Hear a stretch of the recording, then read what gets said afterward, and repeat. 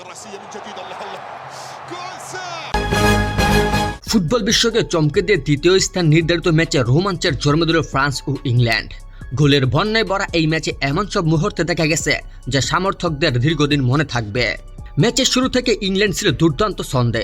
আক্রমণের পর আক্রমণে ফ্রান্সের রক্ষণকে চাপে ফেলে একসময় 4-0 গোলে ব্যবধানে এগিয়ে যায় ইংলিশরা। মনে হচ্ছিল ম্যাচের ভাগ্য যেন আগেই নির্ধারিত হয়ে গেছে, কিন্তু দ্বিতীয় অর্ধে বদলে যায় পুরো দৃশ্যপট। ফ্রান্স ঘুরে দাঁড়ানোর চেষ্টা শুরু করে, আর সেই প্রত্যাবর্তনের নেতৃত্ব দেন কিলিয়ান এমবাপ্পে। মাইকেল ওলিসের দারুণ পাস থেকে প্রথম গোল করে ব্যবধান কমান তিনি। এরপর আরেকটি আক্রমণের সতীর্থকে দিয়ে গোল করিয়ে নিজের নামের পাশে যোগ করেন একটি অ্যাসিস্ট। ম্যাচের শেষ দিকে আবারও ওলিসের পাশে কাজে লাগিয়ে দুর্দান্ত দূরপাল্লার শটে দ্বিতীয় গোল করেন এমবাপ্পে। এই জোড়া গোলের মাধ্যমে তিনি টুর্নামেন্টের নিজের গোল সংখ্যা 10-এ নিয়ে যান এবং গোল্ডেন বুটের দৌড়ে সবার উপরে আসেন। অন্যদিকে লিওনেল মেসির গোল সংখ্যা 8-এ থাকায় এখন তিনি এমবাপ্পের চেয়ে 2 গোল পিছিয়ে। ফলে গোল্ডেন বুট জিততে হলে ফাইনালে স্পেনের বিপক্ষে মেসিকে অসাধারণ কিছু করে দেখাতে হবে।